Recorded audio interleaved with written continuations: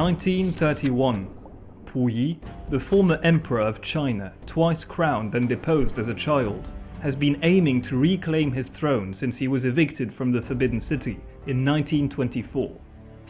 Groomed by the Japanese ever since, he has found refuge in the Japanese concession of Tianjin, the heart of their sphere of influence in China.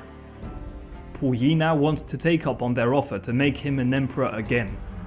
For this, he has to travel to the northeast of China, which has just been invaded by the Japanese, the land of his ancestors, Manchuria.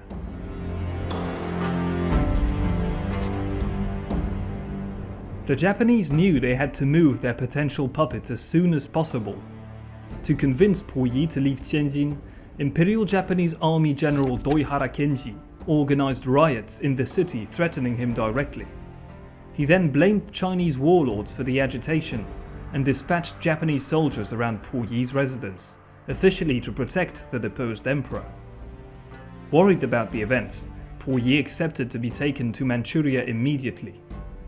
During the night of the 10th of November 1931, the Japanese secretly smuggled him out of Tianjin by ship, accompanied by a few servants and members of the Qing court in exile, and a constant escort of Japanese soldiers. The ex-emperor and his party landed in Yingkou 3 days later. They were greeted by a few Japanese officials and officers, including brutal General Amakasu Masahiko, who would keep a close eye on him for the near future. To his disbelief, Puyi soon learnt that he was not going to have a triumphant imperial return to Mukden, the Qing dynasty's initial capital and heart of Manchuria, as he had imagined would happen. He realized he had in fact now become a complete prisoner of the Japanese. The following week, Puyi was taken to Lushunkou, part of the Japanese leased territory on Liaodong Peninsula, and hosted at the luxurious Yamato Hotel. Although being treated with great care, he was forbidden from exiting his VIP suite. The official reason given by the Japanese was that every operation had to remain secret for the moment, although they obviously did not want their puppet running about. As soon as the Republic of China learnt that Puyi had followed the Japanese in Manchuria, he was labelled as a traitor. He would however not be in Chinese hands for a very long time. By December 1931, Eastern Jewel, a cousin of Puyi who had become a Japanese spy, was able to convince his wife and former Empress Wanrong to join him in Manchuria. They would be reunited a few days later. For weeks, Puyi and his entourage kept uninformed, wondered about how the next events would unfold. Finally, the deposed emperor was told what was going to happen. Japanese General Itagaki Seishiro came to see him at the Yamato Hotel in Lushunkou, bluntly telling him that there would be no empire, at least for the time being. The state that would be created in Manchuria, Manchukuo, was to be governed by a state council, and Puyi would serve as its chief executive. The capital would not be Mukden, but a small industrial city named Changchun. Puyi was devastated. Every single argument that had convinced him to accept the Japanese offer turned out to be a lie. However, scholar Zheng Xiaoxu of the court in exile, who had been Puyi's close advisor since back in the Forbidden City, convinced him to accept the offer, as it was better than staying captive in a hotel. For the Japanese, everything was going to plan. On the 24th of February 1932, General Itagaki organized a lavish banquet to celebrate Puyi's decision. It was attended practically exclusively by Japanese guests and staff. During the evening, a geisha reportedly came up to Puyi and asked him if he was a businessman, showing how unimportant he was truly considered as a person. Eventually, on the 8th of March, the time had come for Puyi to take the reins of Manchukuo. In a formal ceremony, he and his wife Wanrong and what remained of the Qing court in exile entered Changchun, renamed Xinjing, new capital. They were constantly accompanied and watched on by brutal General Amakasu, their minder. Puyi was charmed by the carefully planned reception as a group of Manchu aristocrats waved the Qing dynasty's dragon flag. He believed the people welcomed his return. The reality behind this masquerade was however much darker. The population of Xinjing, forced to attend the event, and indeed the rest of Manchuria, profoundly hated the Japanese and despised this new head of state. Under the brutal Japanese repression, they were nonetheless powerless to protest. The following day, on the 9th of March, the official inauguration ceremony of Puyi as chief executive of Manchukuo took place. Wanrong, opposed to Puyi's meddling with the Japanese, refused to assist the ceremony, which was mainly attended by top Japanese officials and some Manchu aristocrats. Manchukuo was officially in chief executive Puyi's hands. The head of state and his entourage were soon taken to his new palace. The building turned out to be the previous salt tax administration complex, surrounded by tall walls. It was small and plain, and located away from the city centre, near the railway and the red light district. By contrast, the local Imperial Japanese Army headquarters were much more elaborate.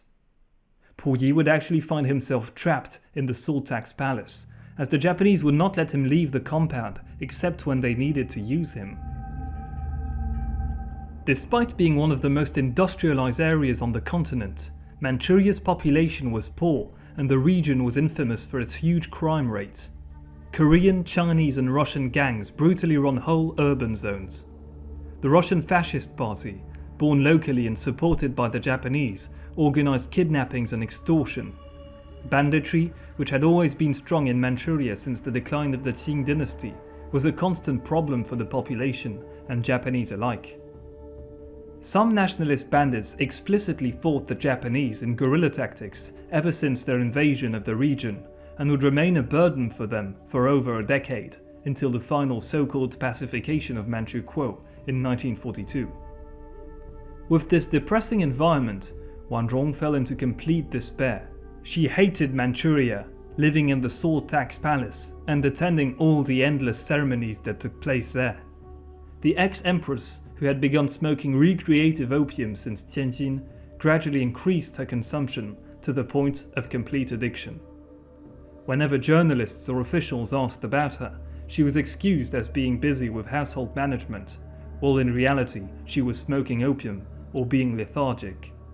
In the face of Puyi's spinelessness, Wanrong gradually lost respect for him, trying to avoid any interaction with him more and more. She reportedly mocked him behind his back with servants by wearing his sunglasses and imitating his awkward mannerisms. Puyi, meanwhile, tried his best to please the Japanese in the hopes that they would allow him to be an emperor once again. He would cooperate with their instructions and sign executive orders they gave him. Since the Japanese saw that Puyi would be no threat to their interest in Manchuria, and that the Manchukuo project was going on brilliantly, they decided to finally let him have his whim. Obviously, he was not to have any actual power, only becoming a puppet emperor. In their view, only Hirohito, Emperor Showa, was legitimate. In October 1933, General Doihara Kenji visited Puyi to announce him that he would be restored to the throne. The chief executive of Manchukuo was ecstatic. However, his joy would soon be tarnished as he learnt that he would not be restored as emperor of the great Qing dynasty, but instead as emperor of Manchukuo. Preparing for the coronation ceremony, Puyi organized for the traditional coronation dragon robes to be brought to Tianjin. However, the Japanese, keeping absolute control over what went on in Manchukuo, refused his request to wear them during the event. He would instead have to wear a uniform of the Manchukuo army for the main ceremony. After much pleading, they eventually conceded to briefly let him wear the robes during the spiritual sacrificial ceremony, but not the main event. Wanrong, who had become more and more erratic in the past months, was denied any participation to the coronation event. On the 1st of March 1934, the moment Puyi had been waiting for a decade had finally come. He was about to be enthroned for the third time in his life. Unsurprisingly, about 3/4 of the guests were Japanese, mainly from the Imperial Japanese Army. In the morning, the spiritual ceremony would take place at an improvised altar of heaven, ridiculously small when compared to the one in Beijing. The restored monarch, in a moment of great sincerity, offered sacrifices at the altar, possibly thinking he would now gradually take back control. In the afternoon, the formal ceremony took place. Puyi's entourage and the Japanese guests paid their respects to the new monarch named Emperor Kangde. Hirohito's brother, Yasuhito, Prince Chichibu, came to represent the Emperor of Japan and congratulate Puyi.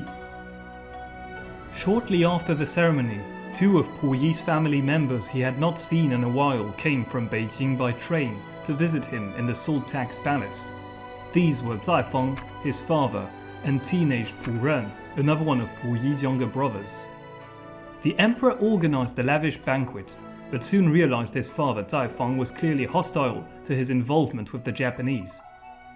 Zaifeng further discouraged Pu Ren to go and study in Japan, as the emperor had suggested. They left the following day, after which the Japanese told Puyi he was no longer allowed to organize such receptions.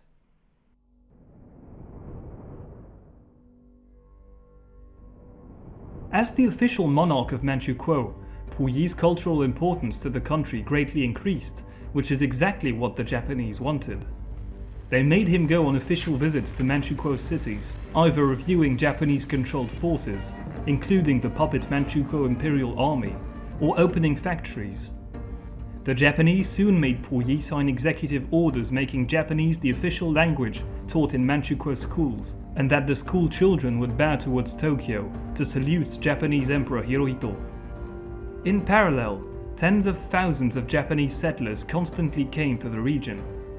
The Empire of Japan was going to transform Manchukuo into a formal Japanese province. To keep him flattered and obedient, they also declared that the school children would bow before a portrait of Puyi as well, which greatly pleased him. The two emperors were bound to meet face to face eventually. In April 1935, a visit to Japan was organized for Puyi. He would finally see Emperor Hirohito.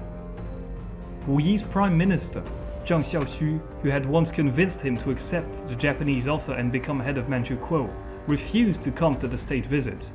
He had by now realized the increasing difficulty of obeying the Japanese while maintaining self-respect. Shortly after, he would be purged and die in suspicious circumstances. A Japanese warship was organized to transport Puyi to Japan. After a couple days of sailing, the Emperor of Manchukuo landed at Yokohama harbor. He was then brought to Tokyo and greeted by the Emperor of Japan. The constant Japanese flattery of Puyi, however, led to an embarrassing event during the visit. As they had described him as a great horseman, master of the bow on horseback like the first Qing emperors, Emperor Hirohito had organized for a review of the Imperial Japanese army on horseback. In reality, Puyi was terrified of horses and hated them. After he staunchly refused to get on his mount, Hirohito had to promptly order a carriage to be dispatched instead.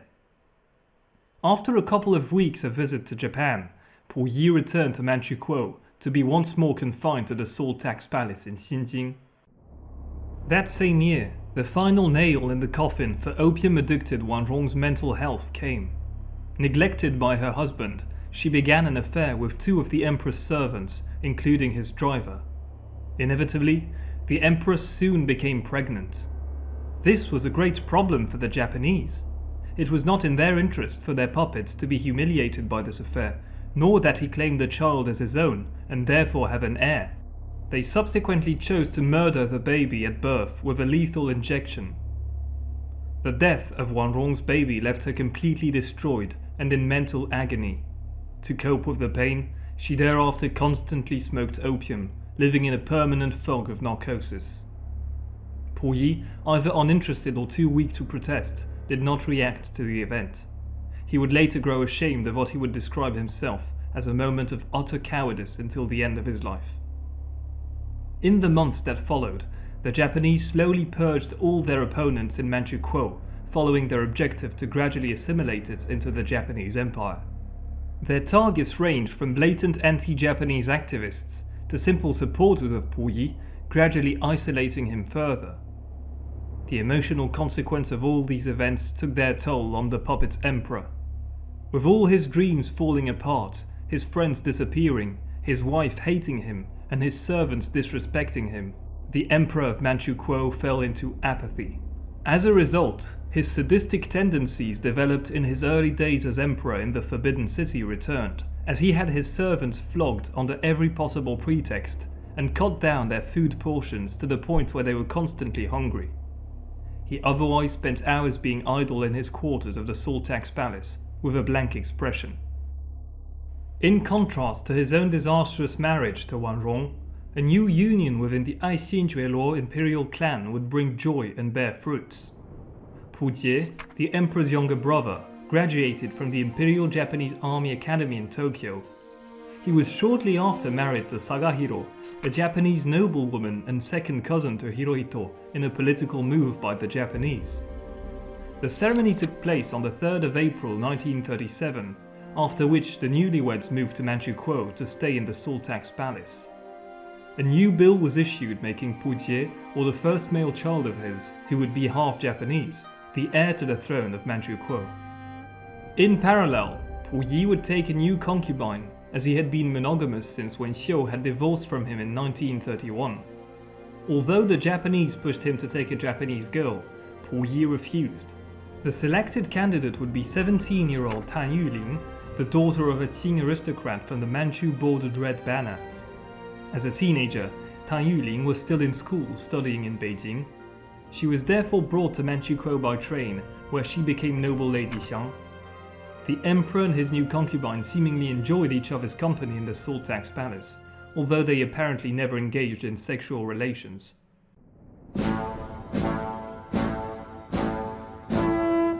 On the geopolitical stage, events were about to change for the worst. In late 1937, the Japanese created a pretext to launch an all-out attack on Beijing and coastal cities, triggering the Second Sino-Japanese War. Puyi, always in the trail of the Japanese, officially declared that Manchuria would side with Japan, precipitating Manchukuo's imperial army in the war. In parallel, Manchukuo civilians were mobilized as forced labor for the war effort, adding to their suffering and exploitation. The staggering majority of the population in Manchukuo was opposed to the war, or oblivious to it, but in an attempt to stir up enthusiasm, the Japanese decided to confer a divine aspect to Puyi through propaganda, much like Emperor Hirohito in Japan. School children were now required to make prayers to him, as portraits of Puyi and the Manchukuo imperial crest became elements of worship. Nonetheless, these mandatory procedures only strengthened most civilians' hatred towards the Japanese and despise for their so-called emperor. Japanese war operations against ill-prepared China began well, and soon the north and eastern coast of the nation were conquered. To administer these captured territories, the Empire of Japan began installing several other puppet states, crushing Puyi's final hopes of reclaiming the Chinese territory to restore the Qing dynasty. Perhaps seeking consolation, Puyi began studying Buddhism and soon began actively practicing the religion. He had the Sultan's palace filled with Buddhist statues, banned meat for himself and his staff, and forbade the killing of any animals including insects. He would remain a self-proclaimed Buddhist for many years. In early 1938, the imperial household would be uplifted by good news. Compared to the imperial couple's despair, the marriage of the emperor's brother Puyi and his wife Sagahiro, although politically arranged, was a loving one. They had their first child, a daughter, who they named Huaishang. She would later be sent to Japan to live with her Japanese grandparents. Their second daughter, Fushun, born 2 years later, would however grow up in Manchukuo. To increase their political power over Puyi, the Japanese invited him for another state visit in 1940. The event was described as resembling a tributary mission by a vassal state to its overlords. The following year, as the Empire of Japan grew even more confident on the military stage, it launched a surprise attack on Pearl Harbor, entering war against the United States and the United Kingdom. The puppet emperor of Manchukuo, once more following the will of the Japanese, declared war on these nations too in turn. However, since like most other countries they did not recognize the puppet state of Manchukuo, no reciprocal declaration of war was sent back. As a result of this ultimate hostile action, Zaifang, his father who still lived in Beijing, completely broke ties with Puyi. By now, Puyi's activities as Emperor of Manchukuo were confined to signing orders enforcing Japanese policies in Manchukuo, mainly for the war efforts, and reviewing pro-Japanese troops. An interesting anecdote recounts that in 1942, Puyi congratulated the top student of the Manchukuo Military Academy with a golden watch. This man, a Korean named Park Chung-hee, would end up as the third president and dictator of South Korea 19 years later. On the 14th of August 1942, Puyi's concubine Tan Yuling died at 22 years old. It is possible she was murdered by the Japanese, as she was not favourable to them, though this cannot be proven. The emperor was reportedly very saddened by her death and kept a lock of her hair at all times. A few months later, as Puyi was to take another concubine, the Japanese once more pushed for him to choose a Japanese girl. The emperor, however, refused again, this time selecting a 16-year-old Han Chinese commoner from Xinjiang named Li Yuqin, based on school photographs that were presented to him. She was brought to the Salt Tax Palace and bestowed with the title of Noble Lady Fu. The Manchukuo imperial court was, however, living its last days of relative tranquility.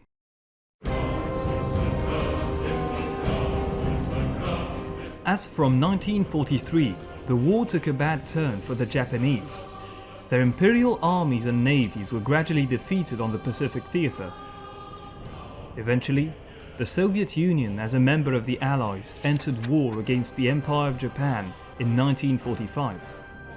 Since Manchukuo was right across the Amur River, separating it from the USSR, it would be the first target of the Soviet Red Army.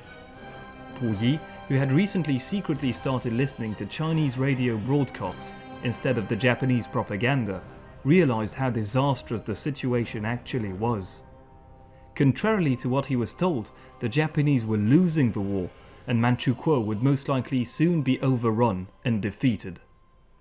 After the puppet emperor expressed his concern, the local Imperial Japanese Army commander in Xinjiang tried to reassure him, claiming the Japanese and Manchukuo armies would be able to stand their ground and defend Manchuria.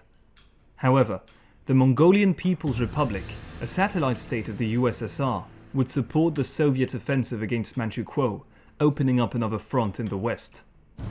On the 9th of August 1945, Manchuria was invaded on every single front by the joint Soviet and Mongolian forces.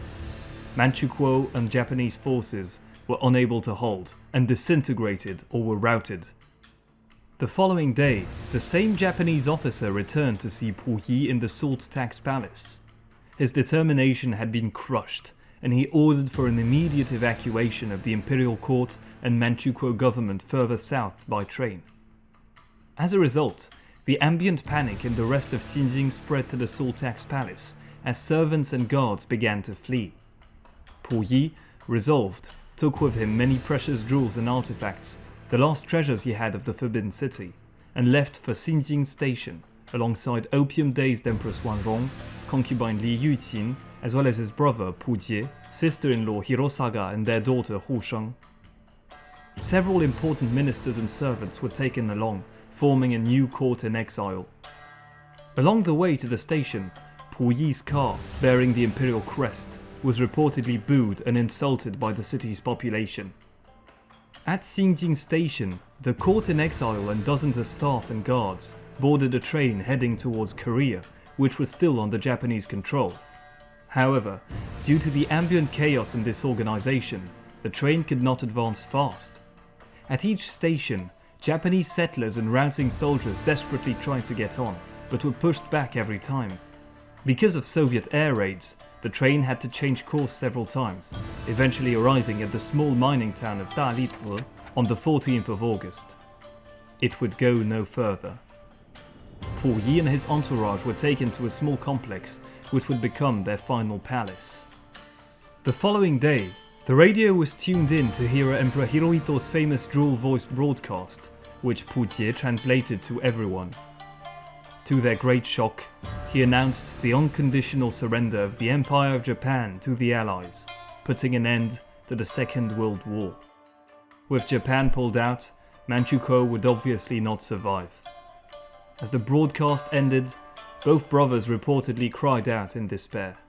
The very next day, Puyi resigned, organised a formal ceremony of abdication. In a solemn ambience, he applied the imperial seal to his abdication edict.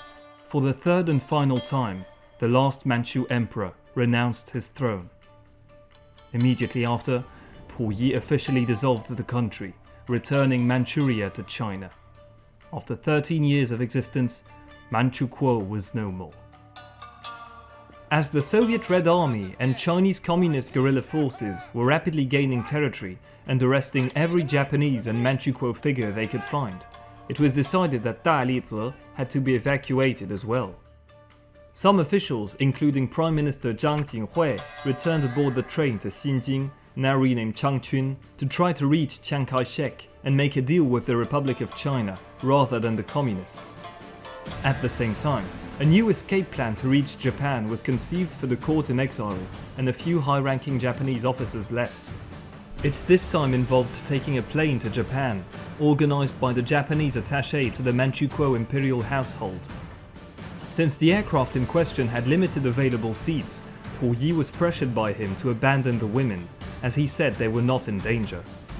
Subsequently, Empress Wanrong, concubine Li Yuqin, Sagahiro and little Hushang were left behind and told to make their way to Korea. Puyi, Pujie and 6 servants and Japanese officers boarded the plane, which took them to Mukden Airport. There, they were supposed to take a larger aircraft bound for Japan, where they would be safe. However, before they could take it, the group was intercepted and arrested by Soviet Red Army troops. The last emperor's brief escape was over. He was now not only a simple civilian once again, but a prisoner of war. Although his capture was not planned by the Soviets, they aimed to keep him as a powerful diplomatic asset. They therefore separated the Japanese from the group and took Puyi and his party to the Russian city of Khabarovsk, close to the Chinese border. Puyi's detention would be a comfortable one. He was treated extremely well and kept in a luxury hotel where he was still allowed to have servants cater to his needs. Even the Soviet guards were reportedly always polite to him. For now, Puyi was glad to have escaped capture by the Chinese. In the aftermath of the Second World War, much had to be done before the geopolitical world could return to normal. The many war crimes perpetrated by Japan and the Imperial Japanese Army had to be judged. On the 29th of April 1946, the International Military Tribunal for the Far East was held in Tokyo. Puyi, on the Soviet escort, was brought to the tribunal as a witness to testify about his experience, starting from his 1931 journey to Manchuria. 我是生在北京，名字这个叫溥仪，本来是这个满洲姓，就是Aisingioro Puyi. To minimize his implication, he kept claiming he had been taken to Manchuria against his will. After 2 weeks of fruitless cross-examination, Sir William Webb, president of the tribunal, stated, "The question is whether the witness was really a puppet. It is besides the question whether he was a willing or unwilling puppet." Fatigued by Puyi, who only seemed to want to save his reputation, he then ordered him out of the room, stating, "Further cross-examination is utterly useless." The former emperor was dismissed from the tribunal. After this event, Puyi was brought back to the USSR by the Soviet guards, this time to a detention center in Siberia near Khabarovsk. However, as a valuable asset, his conditions were still quite luxurious when compared to most other prisoners of war. Many, including some members of the imperial clan, were sent to Siberian gulags. Meanwhile, the former emperor was still looked after and free from any labor. Across the border, Chiang Kai-shek, head of the Republic of China, who had long wanted to have Puyi executed as a traitor, demanded he be extradited from the USSR and face trial in China. The Soviets, however, refused to hand him over. Now that the Chinese Civil War had resumed, opposing Chiang's nationalists to Mao Zedong's communists, the USSR secretly promised it would actually deliver the important prisoners in Siberia to the latter, confident that Mao could win the civil war. In the meantime, Puyi, isolated in Soviet detention, had no one to speak to besides a few high-ranking Manchukuo prisoners. Certain that he would be executed if he was brought back to China, he wrote twice to Joseph Stalin to ask for asylum in the USSR, even requesting to stay in the palaces of the Tsar. The Soviet authorities never replied. In the months that followed, the Communist People's Liberation Army managed to gradually defeat the Nationalist Republic of China's armed forces, forcing Chiang Kai-shek into exile on Taiwan. As the nation fell into complete communist control, Mao Zedong officially declared the founding of the People's Republic of China on the 1st of October 1949.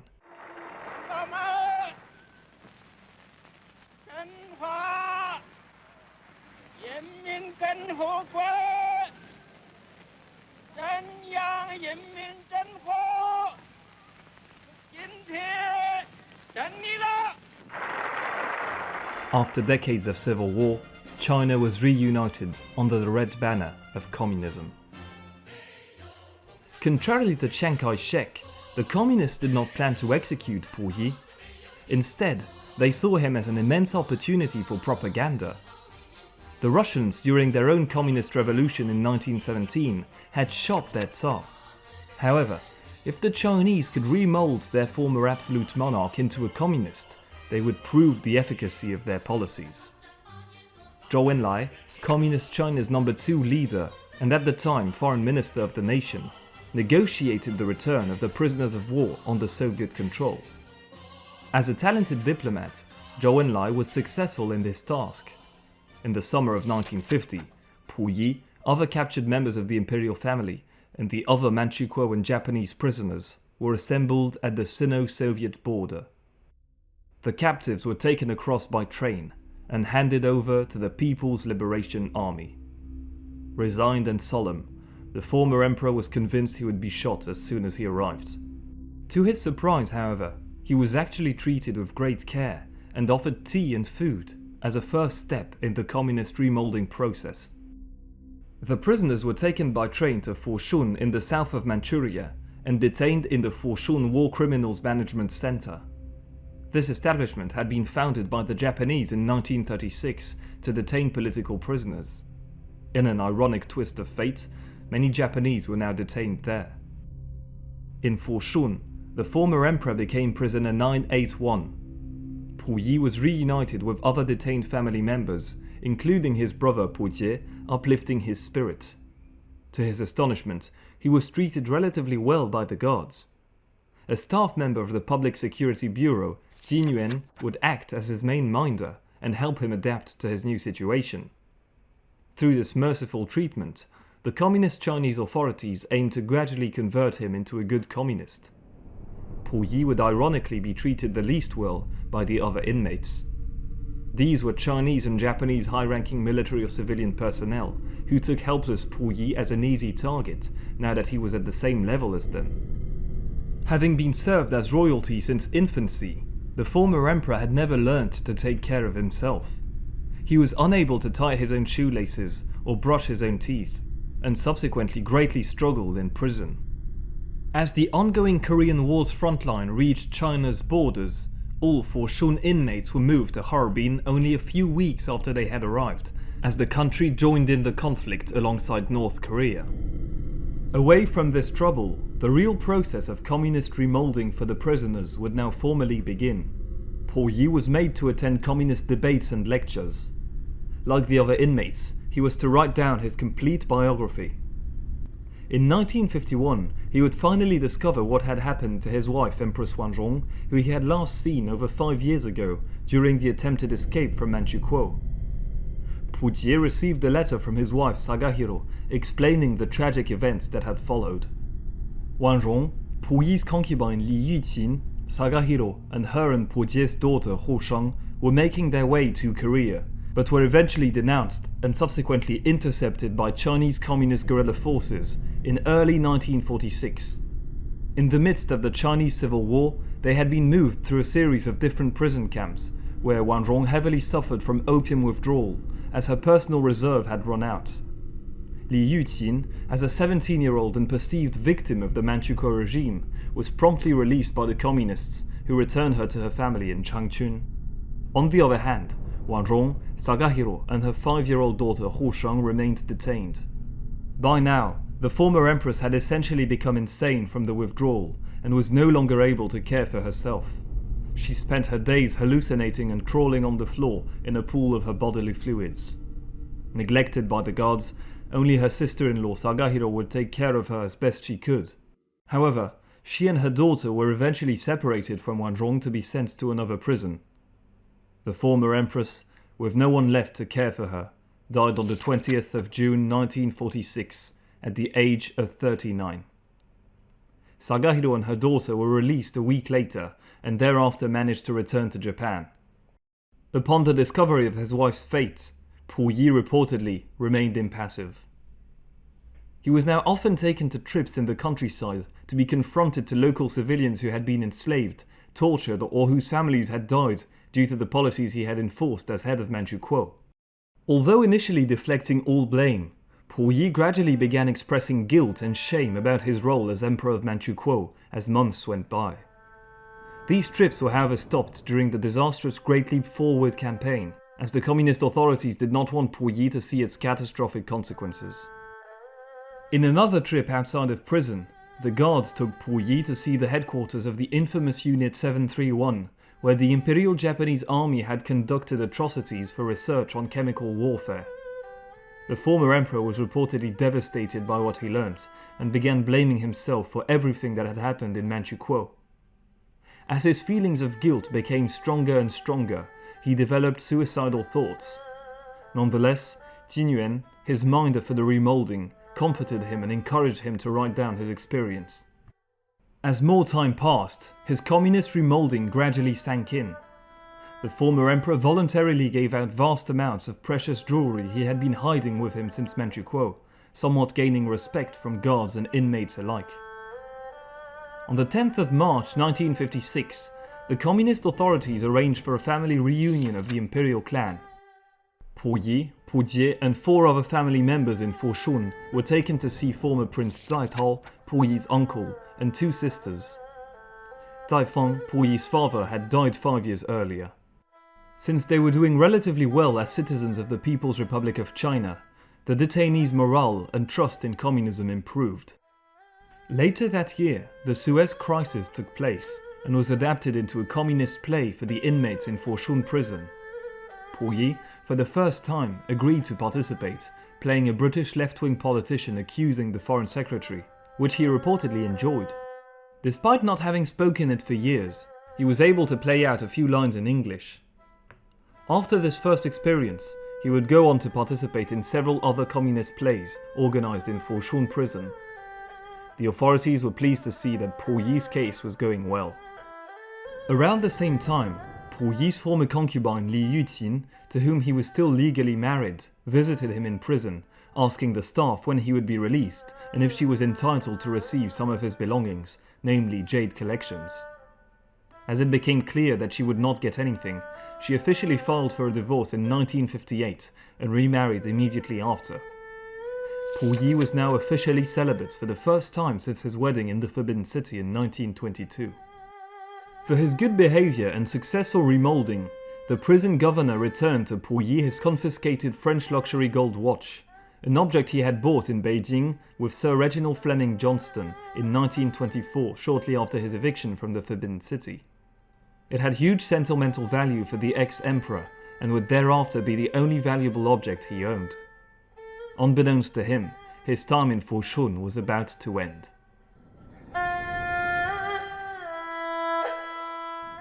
In September 1959, preparing for the People's Republic of China's 10-year anniversary, Mao Zedong organized a general amnesty for all prisoners who had seemingly reformed. Subsequently, an official from the People's Supreme Court came to Fushun prison and made an announcement the former emperor did not expect. Aisingioro Puyi.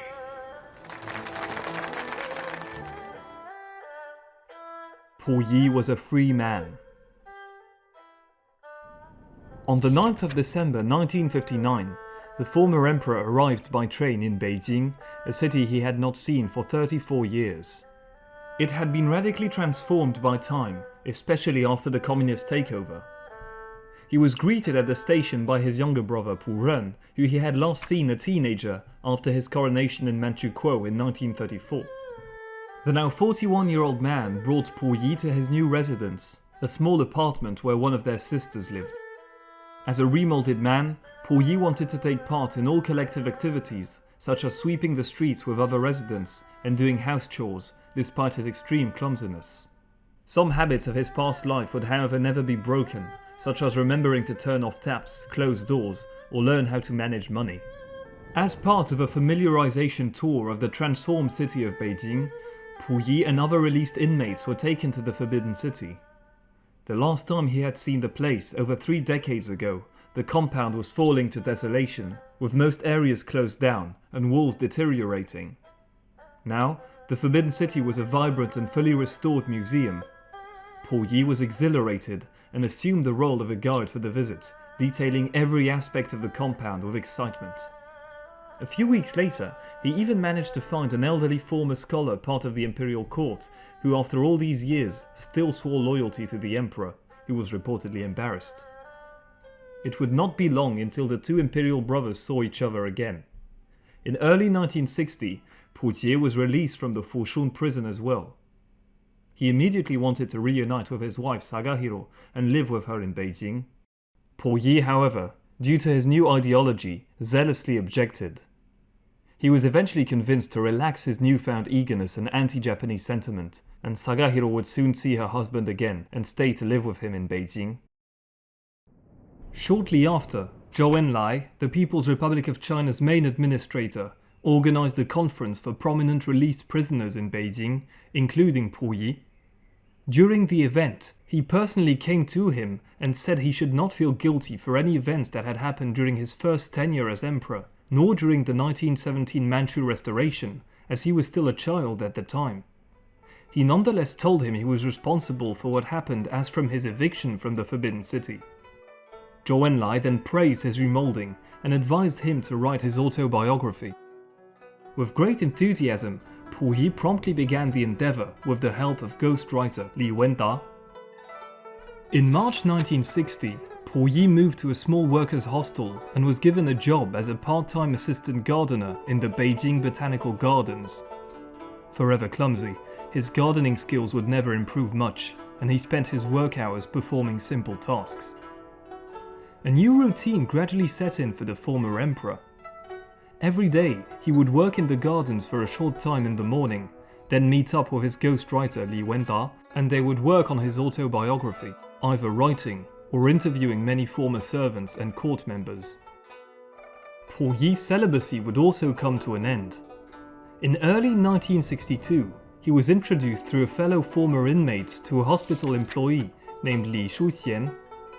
The two most likely had a connection, as she and Puyi were married a few weeks later in April 1962. Li Shuxian would be Puyi's 5th and final wife. However, their marriage was reportedly unequal, as she bossed him around. He was nonetheless very attached to her. That same year, Puyi was given another job as an archivist for the Chinese People's Political Consultative Conference, or CPPCC. As he grew into a normal citizen of the People's Republic of China, he became a subject of interest for foreign journalists, eager to interview the last emperor. He made several press conferences as from 1963, during which he would always praise the Chinese Communist Party. This international attention would only be strengthened as the following year, Puyi's autobiography, named The First Half of My Life, better known in the West as From Emperor to Citizen, was finally published. It was however partly written to fit Communist China's ideology, and as such, many events were distorted. Around the same period, Puyi's health began to decline. Due to developing kidney cancer, the former emperor started to suffer increasing pain constantly. Although operated on twice in 1965 and 1966, the former emperor never recovered. With his health plummeting, he was finally taken to the anti-imperialist hospital of Beijing in 1967. as the violent communist cultural revolution was beginning. The former emperor would never be discharged. On the 17th of October 1967, Puyi died at the age of 61. The last emperor of China was gone. Having been a great example of successful remolding, Puyi's ashes were taken to the Babaoshan Revolutionary Cemetery and laid to rest alongside prominent communist officials. Ironically, this cemetery was the former retirement residence of eunuchs serving in the Forbidden City back in the imperial days. Many years later, in 1995, his widow Li Shuxian would arrange for his remains to be transferred to the Hualong Imperial Cemetery, just next to the western Qing tombs of his ancestors. But what of the rest of the imperial family? During the next few tumultuous years of the Cultural Revolution, despite the fanatical Red Guard's attempts to attack Puyi's family, Zhou Enlai successfully ensured their safety and well-being. Puyi went on to join the politics of the People's Republic of China, and later helped director Bernardo Bertolucci in the making of his famous 1987 film The Last Emperor, in which Jin Yuan, the staff member who was deeply involved in Puyi's remolding in Fushun, makes a cameo. Puyi would live to the age of 87, dying in 1994. Pu Ren worked as a teacher and historical author and researcher about the Qing dynasty. He died in 2015 at the age of 96, the last of the imperial brothers. In addition to being its last, Puyi was one of China's youngest emperor, crowned at the age of 2 years old. He was the only Chinese monarch to be enthroned 3 times, although never truly ruling of his own accord. Despite being powerless most of his life, his ego would lead him to make a few bad decisions with tragic consequences. In any case, Puyi saw the transition from a backwards imperial China to a failed democracy, one-party militaristic state, and eventually a communist regime through practically constant war. Thank you for watching my video, I hope you enjoyed it. If so, please leave a like and subscribe to the channel. If you have any questions or requests, feel free to leave them in the comment section below.